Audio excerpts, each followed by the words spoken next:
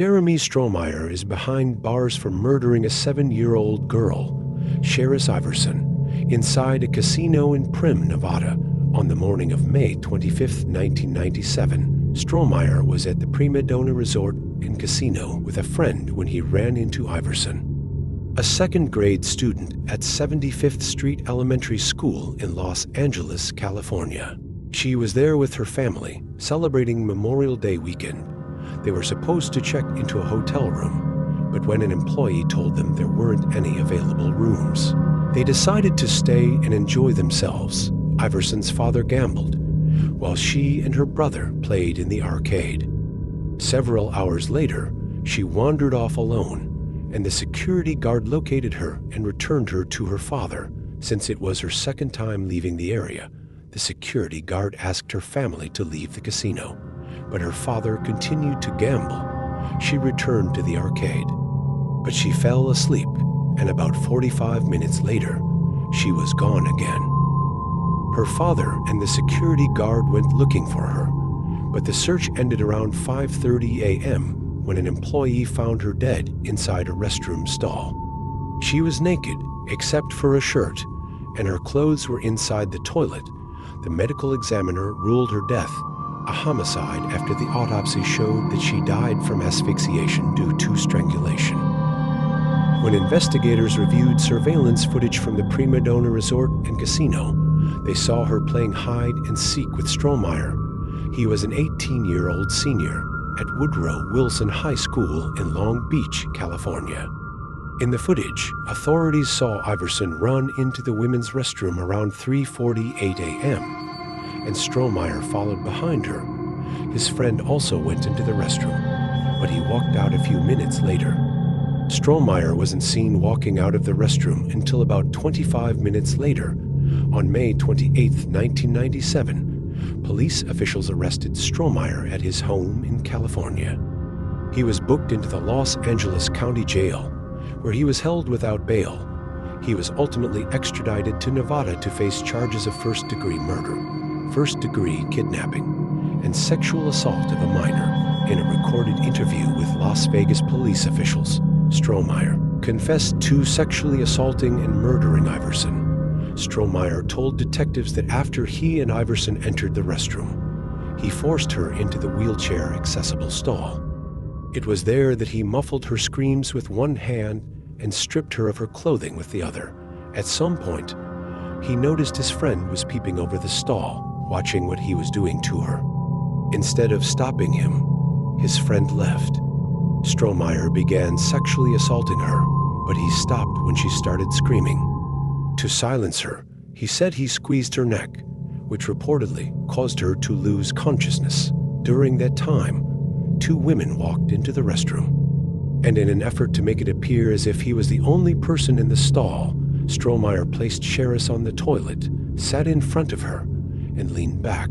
When he heard her gurgle and gasp for air, he put his hand over her mouth. Strohmeyer told detectives that he decided to kill Iverson because he wanted to experience death. Therefore, he claimed he broke her neck. He grabbed a napkin and wiped the blood and saliva from her face before leaving the restroom to join his friend in the arcade. At his sentencing, Strohmeyer apologized and asked her family for forgiveness.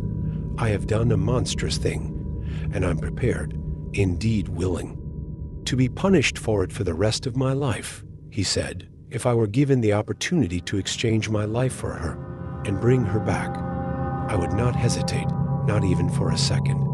Strohmeyer claimed he blacked out during the murder and only remembered a portion of what he did. Can you imagine what it would be like to open your eyes, not knowing where you were or how you got there? To find yourself looking down on a half-naked, dying little girl? Strohmeyer asked. Iverson's mother responded. She said, "You killed an innocent child who wasn't doing anything to you. I don't know what possessed you. You are a demon, a devil. I can't forgive you. I want you to suffer, to avoid the death penalty." Strohmeyer pleaded guilty to sexually assaulting and murdering Iverson. The judge sentenced him to life in prison without the chance of parole. In 2000, Strohmeyer appealed his conviction. He claimed his attorneys pressured him to plead guilty to the charges. A judge later denied his request for a new trial and upheld his murder conviction. Kevin Ray Underwood is behind bars for murdering his 10-year-old neighbor, Jamie Rose Bolin, inside his apartment in Purcell, Oklahoma, at around 3:45 p.m. on April 14, 2006. The FBI stopped Underwood at a checkpoint near his home and questioned him about Jamie, who had disappeared 2 days earlier. Underwood spoke with agents for about an hour, and it was during that time that they became suspicious of him. The then 26-year-old told detectives that he was stunned that they hadn't questioned him before. He said he was single, a loner, and had been hanging out outside for the past few weeks, but he assured them that during the time Jamie went missing, he was at home on the computer, chatting with a woman. Underwood then allowed them to search his home in an effort to rule him out as a suspect. He lived at the Purcell Park Apartments in Unit 115, while Agent Craig Overby was in Underwood's bedroom. He discovered a plastic tub inside the closet. There was a lid on top of it, but it was secured with duct tape. Underwood said he could look inside, but he warned him that he would only find comic books. After lifting the corner of the tub and looking inside, Overby said, "There are no comic books in there. There are clothes." That's when Underwood told Overby to arrest him because Jamie's body was inside the tub, and he chopped her up. Underwood was immediately escorted outside the apartment, where he was placed in handcuffs and transported to the Purcell Police Department. When Overby realized that he never saw a body, he went to the backside of Underwood's apartment, along with several officers, and opened the tub. There was a trash bag inside, and when he tore it open, he saw Jamie's face, and her bicycle, which had been disassembled, and her mug were found underneath Underwood's bed.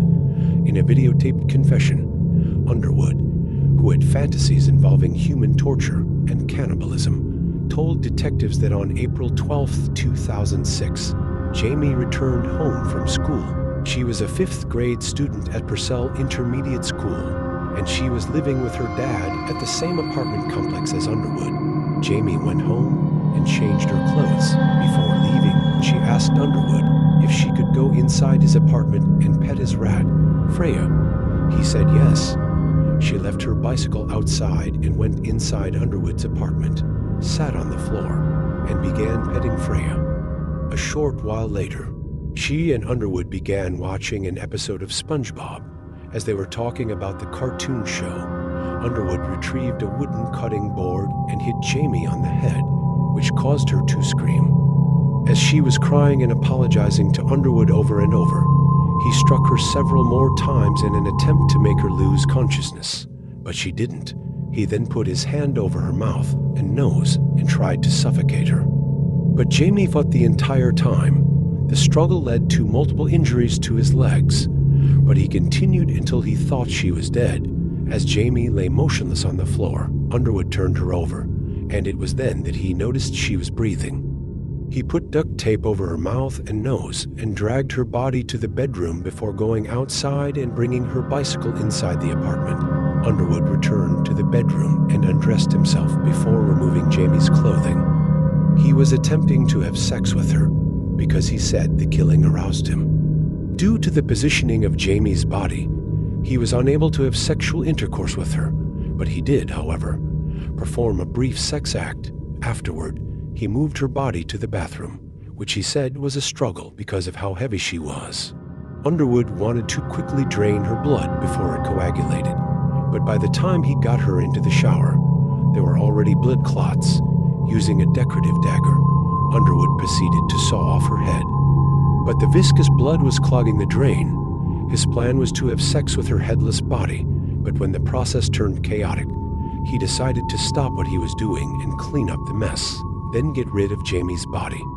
By that time, Jamie's father had returned home from work, and he was looking for her. When Underwood stepped outside, he asked him if he had seen her, and Underwood said he hadn't.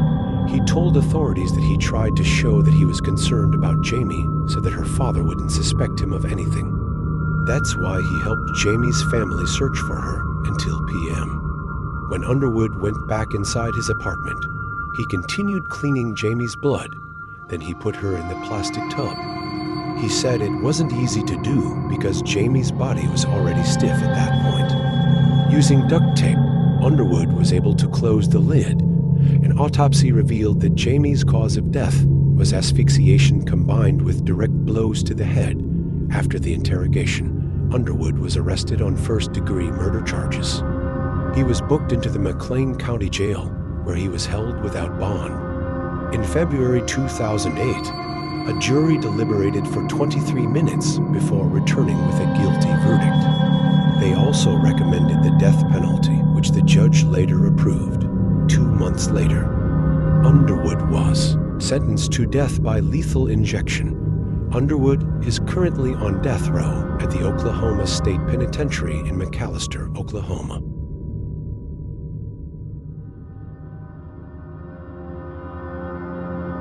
Arthur Jensen is behind bars for murdering a 17-year-old girl, Adara Bun, at his home in Sheldon, Illinois, at 4:13 p.m. on August 5, 2019. Law enforcement officers were dispatched to a home in the 300 block of West Main Street after receiving a 911 call from a neighbor about a disturbance. They claimed to have heard a young girl screaming from inside the house.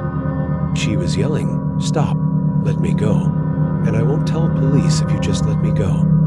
When officers arrived on the scene, they found Jensen outside his home, where the then 49-year-old told them that, "There's a girl inside, and I strangled her." Police officials found Adara's body inside the home, and an autopsy later confirmed that she died from ligature strangulation. He was immediately arrested and charged with first-degree murder. He was booked into the Iroquois County Jail, where he was held on a $1 million bond. Adara went to Milford High School, where she was about to start her junior year. The aspiring veterinarian lived in Sheldon with her family. An investigation revealed that 3 days before Adara was murdered, she attended a neighborhood-wide rummage sale with her mother. On August 4, 2015, Adara returned to Jensen's house, wanting to speak to his wife about buying more memorabilia items, but she wasn't home. She was at her high school reunion out of town. As Jensen and a friend were cleaning up from a previous yard sale, he told Adara to come back later. When Adara returned to Jensen's home the following day, he strangled her to death with a blue nylon rope, and investigators believe that Jensen lured Adara to her death. According to Adara's obituary, she enjoyed reading, fishing, school, amongst other things. She was an all-around joy to everyone around her. Assistant State's Attorney Michael Quinlan said that it was one of the worst murder cases he had ever seen. Jensen's attorney didn't deny he killed Adara, but he contested the first-degree murder charge. He claimed that Jensen had no knowledge that the teen was going to stop by his home. He said he tried to physically remove Adara from his home, but during the struggle, he became enraged and pulled the rope from his pocket, which he said he had because he had been packing up the garage sale items. The police chief testified that Jensen told him that he had anger issues. Quinlan asserted that Jensen made no mention of being startled by her when he initially spoke with police and admitted to killing Adara. Jensen is no stranger to the law. Back in 1995, Jensen, along with 3 others, was found guilty of felony theft, and he was sent to prison for 3 years. After a 4-day trial in March 2023, a jury deliberated for an hour and a half before finding Jensen guilty of 2 counts of first-degree murder that same year in May. Jensen was sentenced to 50 years in prison, and he will have to serve his entire sentence before he is released.